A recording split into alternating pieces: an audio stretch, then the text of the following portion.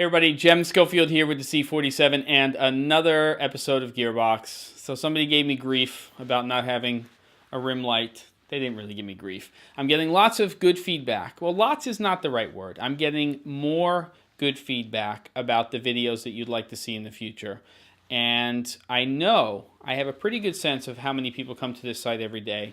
It's a lot more than I'm getting feedback from. So if you want to see something, I'm not promising I'm going to do it, but if you want to see something having to do with production and you want to see tutorials and education related to that, then go to that contact form. Now today's big news, and I think it's pretty big news, is sort of a 1-2 punch. I guess a 1-2 punch.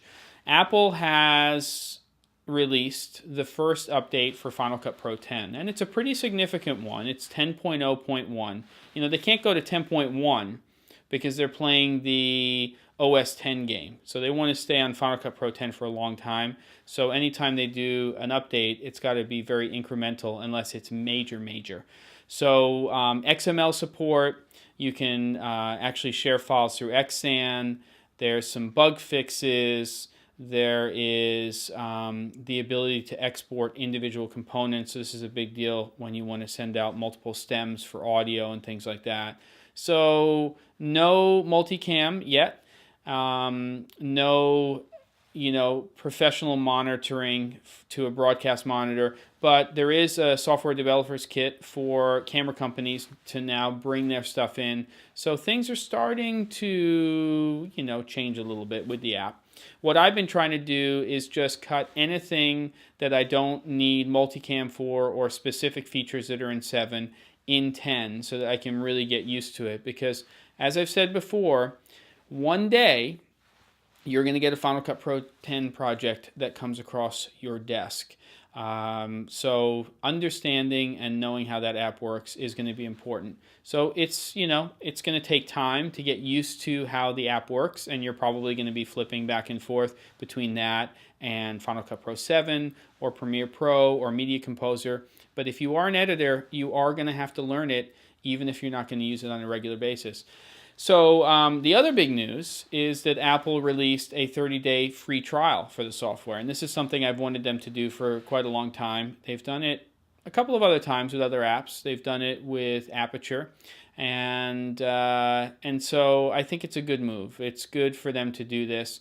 And that doesn't mean that everybody who's going to download it is going to love it, but at least they get to sit there for 30 days and try the app out. So that means that that this weekend when I go up to Toronto, we'll definitely be doing sort of an introduction to Final Cut Pro 10 on the Sunday. And one other thing I want to tell you is that if you are running Final Cut Pro 10, you may run into the issue that I ran into. So I went to the App Store to update the software, because it's not like the old days. You don't just go to software update and everything magically happens. If you've purchased something on the App Store, you go to the App Store. And just like on an iOS device, you see updates and you download them. Well, Compressor 4 and Motion 5 had updates, and I downloaded those. But when I tried to download the update for Final Cut Pro 10, it wouldn't let me. It said it was already installed, and go to Software Update to see if there's any updates. Went to Software Update, no updates.